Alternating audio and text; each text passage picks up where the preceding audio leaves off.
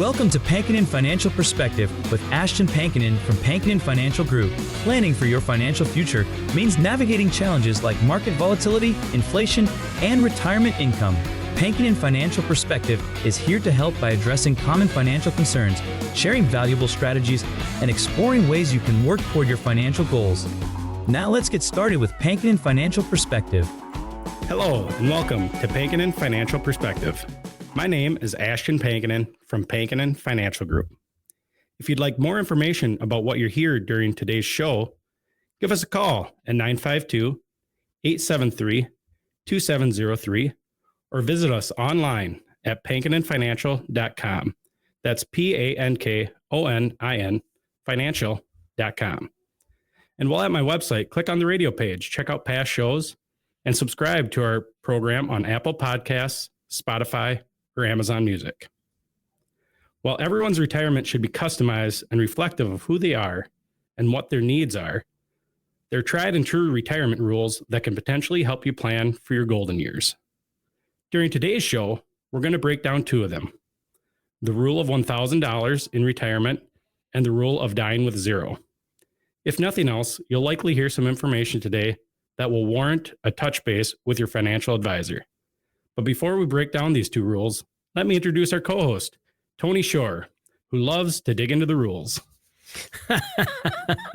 Oh, yeah. I don't know about that. I don't know if I'm a rule guy or not, but hey, knowledge is power, right? It's good to understand the rules. I think that's very important, and I'm looking forward to this show because I'm not that familiar with either of the rules you mentioned, not fully anyway. But I can't wait to dig into that. First, though, how are you doing? How was your 3-day weekend, Ashton? Yeah, I'm doing great, Tony. 3-day weekend started off. We actually kind of had a 4-day weekend because school ended for us on Thursday. And so we got to extend that Memorial Day weekend for us. So we're getting ramped up for summer. It was a great weekend. Couldn't ask for better weather here in Minnesota than what we had. So yeah, it was a great weekend. How about you, Tony? Yeah, I was busy. We were talking before the show. I had something going on every day, every night. I need a vacation from my vacation. I was looking forward to going back to the office into a routine after I had kind of a hectic weekend. Although my daughter graduated from college, so proud of her. She graduated magna cum laude at a 3.9. Fantastic. Did great. A double major, has a job, full-time job already lined up that she starts here in the fall. So excited. Like she takes after her mom. She definitely takes after her mother. Actually, my wife and I, Sarah and I, just look at each other going, where does this come from? She's driven. She has drive. I don't know. I'm a radio show co-host for a living. I don't know. I don't know where she gets it. I was told there would be no math. That's why I have you, Ashton. Yeah. That's now I have her. She's already passed the first exam to get her CPA. There's 3 or 4 more that she's working on. But by the time she starts this fall, she'll have her CPA. So that's great. That's the plan. But so I'll have 2 numbers people in my life again. That'll help. That'll help. Ashton, what about this though? Which one of these 2 rules do you want to tackle first? Yeah, we'll start off with the rule of $1,000. Before we jump into the rule of 1,000, Tony, I just want to talk a little bit about a question that I get asked a lot, whether it's when a client's sitting across the desk from me or if passing on the street when I tell somebody I'm a financial advisor is, hey, Ashton, what's the magic number? How much do I need for retirement? Very common question that I get, and everybody thinks it's a magic bullet on there's a one number you need. And it used to be a long time ago, everybody talk about having $1 million. Well, $1 million today isn't what $1 million used to be 20 years ago. Right. And again, everybody's situation is different. And so this rule of 1,000 kind of gives you a target. So what it says is a rule of 1,000 is if you want $1,000 a month in income, you need about $240,000 in retirement assets or assets to pull from.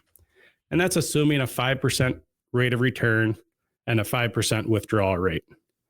And again, it's just rough numbers to kind of give you a target. And so easy math, if you need $4,000 a month in income, you just take that 240, times it by 4, Now you're at $960,000 you need, and that just shy of the $1 million there for retirement. And that's kind of what that $1,000 rule is there, just to give you a ballpark idea, a target, so that when somebody approaches me on the street and says, hey, how much do I need? I don't just, oh, it's $1 million. It's, well, how much do you need to spend on a monthly basis? And then we can kind of do some relatively quick math to figure out what that is. And again, it's a target, Tony. It's not a end all be all for retirement there. Okay, so that's good to know. I think it's really interesting. Obviously, the $1,000 rule is important, but is it precise? Yeah, again, Tony, it's a ballpark figure there. There's two ends of the spectrum.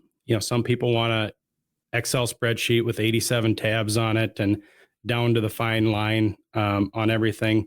But sometimes you just want that ballpark figure for when you're starting out in retirement.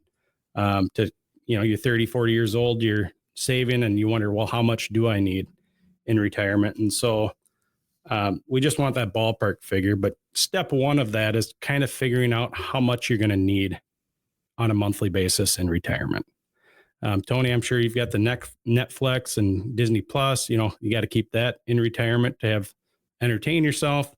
If you still have a mortgage in retirement, how much is that going to be?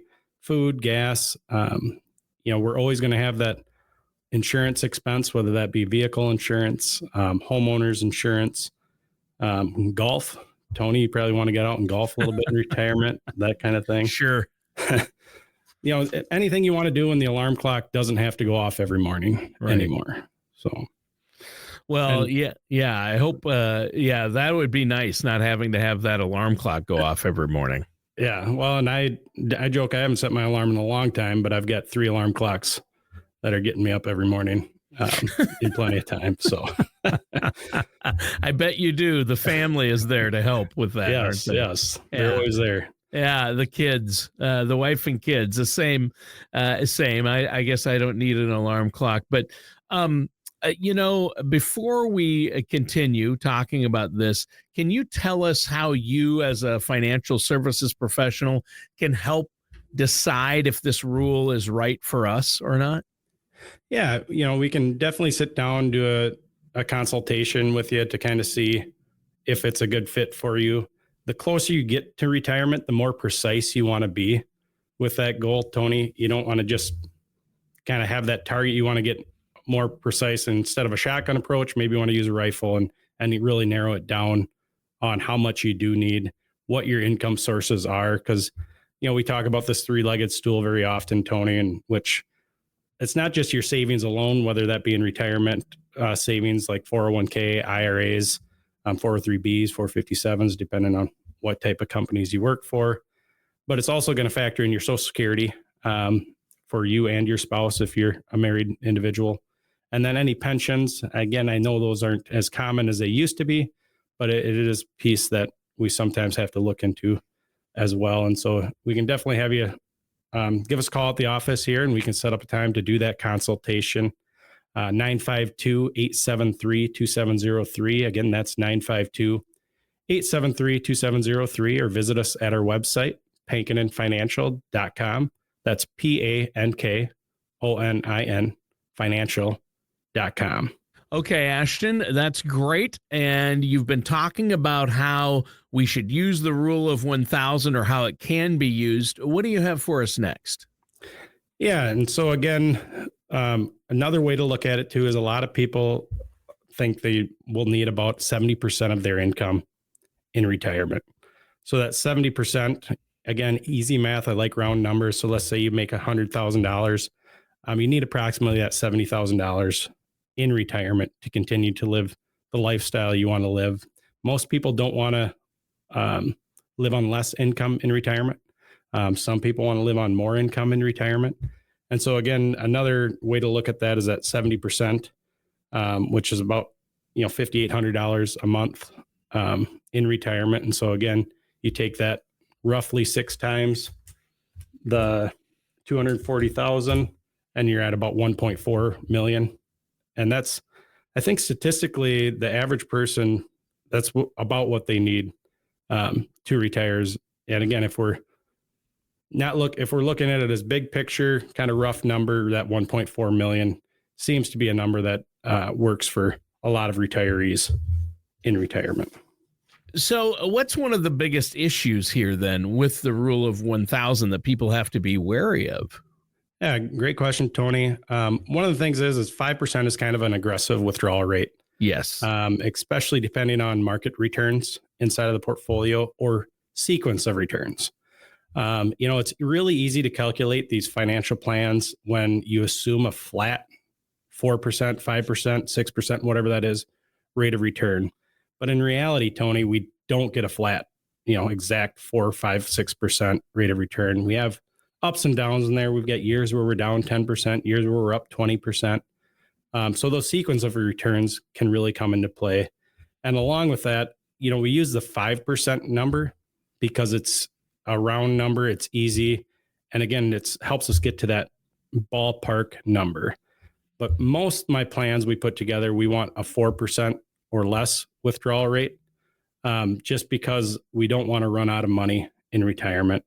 And if we're withdrawing 4%, hopefully we're getting 5 or 6% in the portfolio for a rate of return. And so that nest egg continues to grow.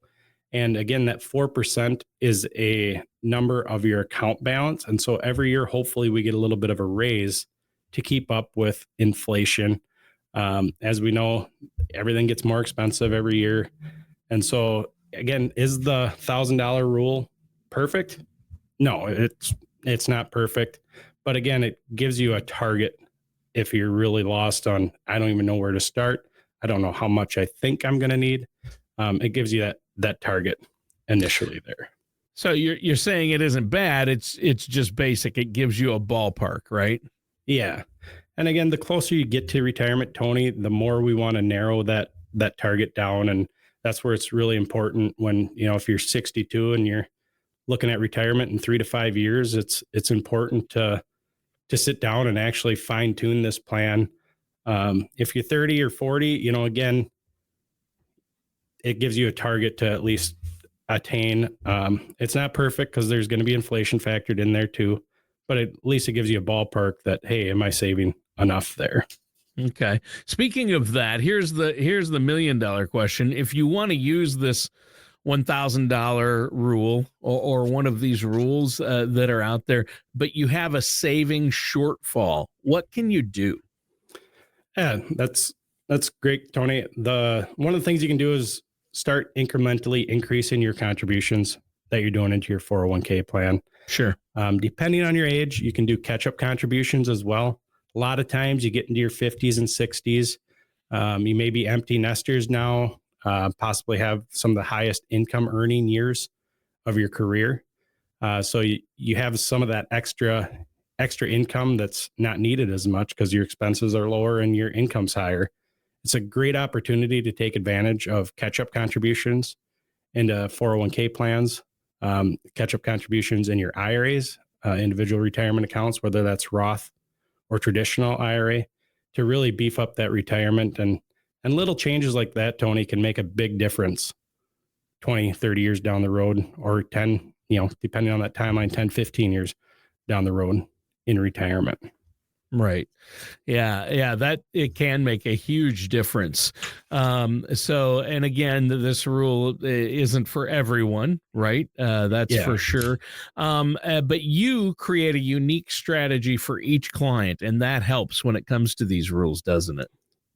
Yeah, we sit down, we customize a plan. Not everyone is created equal. And that's why, Tony, when they sit across the desk for me, and one of the first questions they ask me is, how much do I need for retirement? We've got to really dig down, do some fact finding. Do you have pensions available? What's your Social Security look like? A lot of people don't know that. Sometimes they don't get those letters in the mail anymore. And so you've got to go to ssa.gov to figure out what that Social Security amount is. And I help clients walk through that. Because again, the three-legged stool, that Social Security is usually a big piece of that retirement plan. And on average, it could be a couple $1,000s for each person.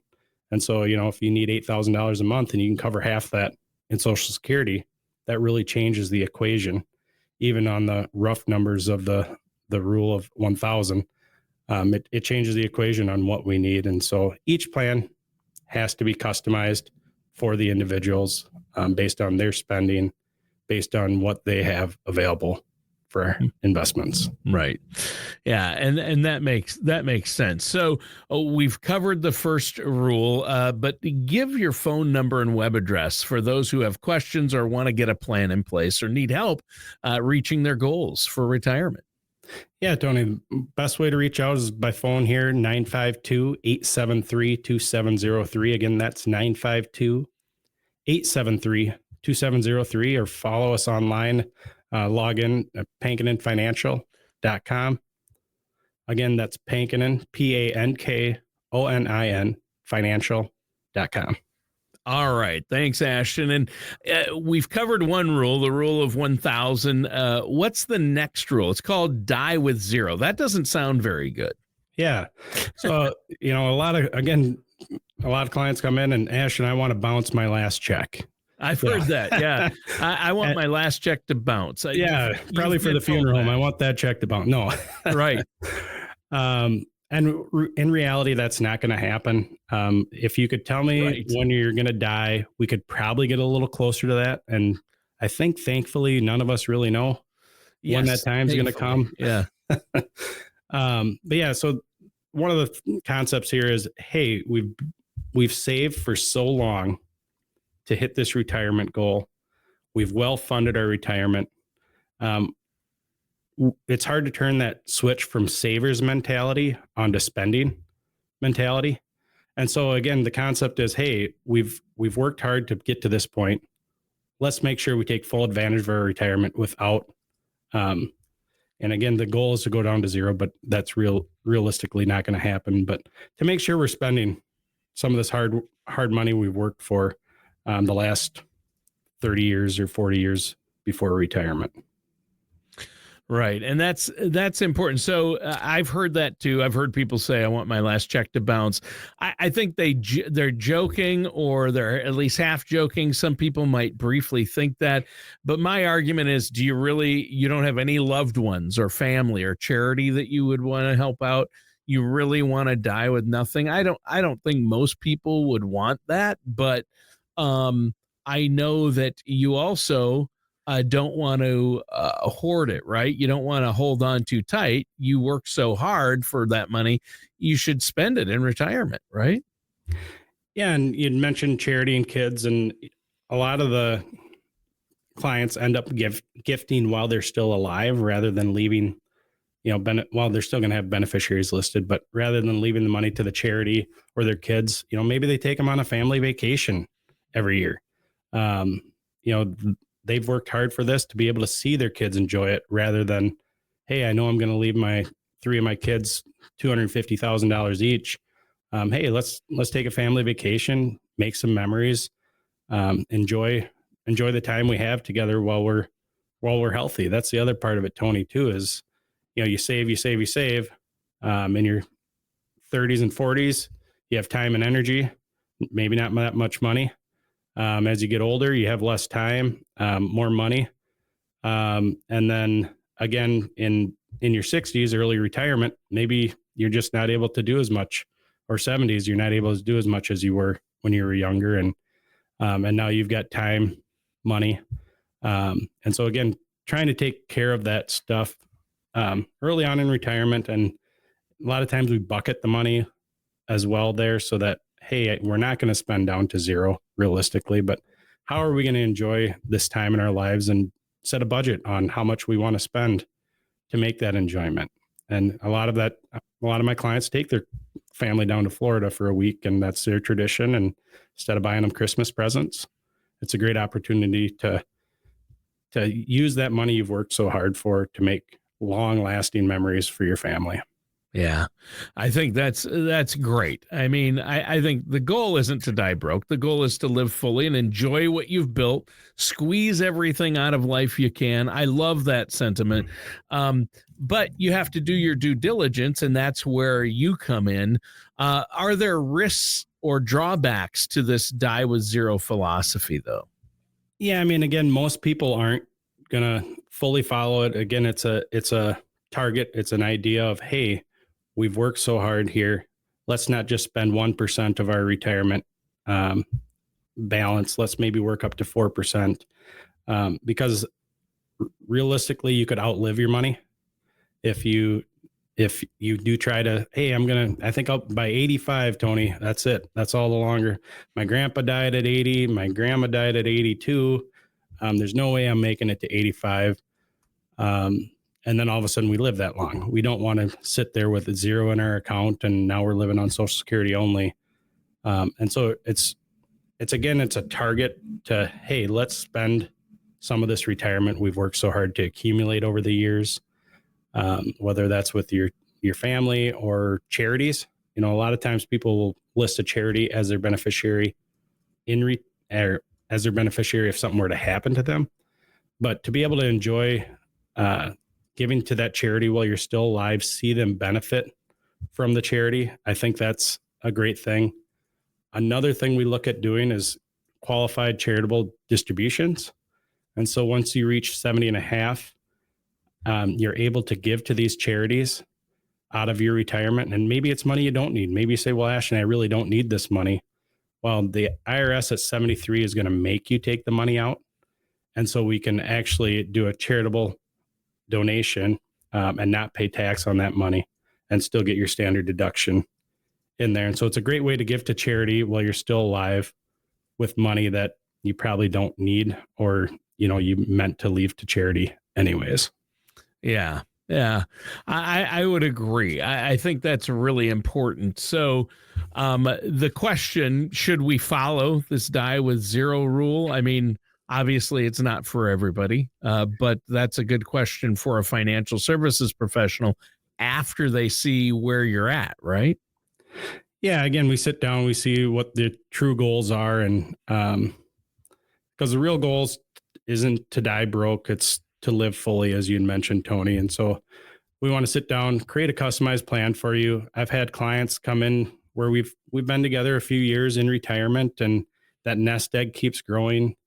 Their spending is mostly covered by their pension and or Social Security. And I say, hey, we got to look at spending more.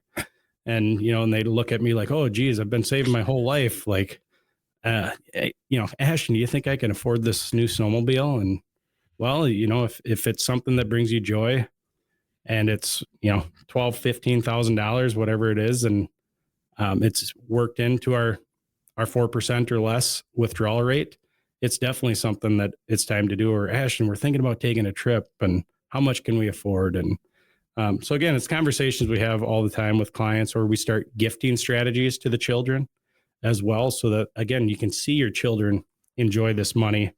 Maybe they're, looking to get a down payment on a house or send a grandkid through college. Those types of things, that it's a good opportunity while you're still alive to make sure you see your loved ones taking advantage of this. And it's a good feeling for everybody. Yeah. I can tell them, hey, we're still not going to run out of money. And you're helping out your loved ones as well. Yeah, that's important.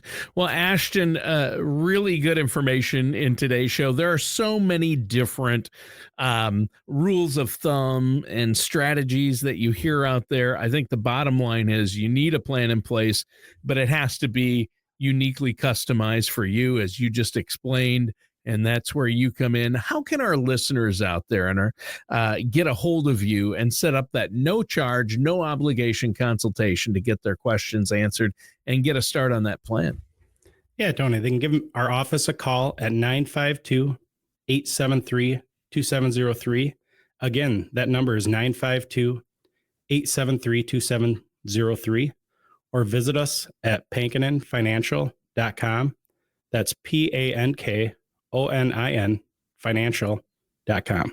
All right. Well, Ashton, great show today. Listeners, thanks for tuning in. That does it for today's episode of the Pankinen Financial Perspective with our host, Ashton Pankinen. Thank you for joining us for Pankinen Financial Perspective. Don't head into retirement without a plan for both your finances and your health. For more information, contact Ashton Pankinen at Pankinen Financial Group at 952-873-2703 or visit PankinenFinancialGroup.com. Join us again soon for another episode of Pankinen Financial Perspective. Advisory services are offered by Ashton Pankinen LLC DBA Pankinen Financial Group, an investment advisor in the state of Minnesota. All matters discussed during the show are for informational purposes only. Each individual situation may vary, and the opinions expressed here may not apply to everyone. Materials presented are believed to be from reliable sources, and no representations can be made as to its accuracy. All ideas and information should be discussed in detail with one of our qualified representatives prior to implementation. We are not affiliated with or endorsed by the Social Security Administration, the Federal Medicare Program, or any other government agency. Calling this number will direct you to a licensed sales agent.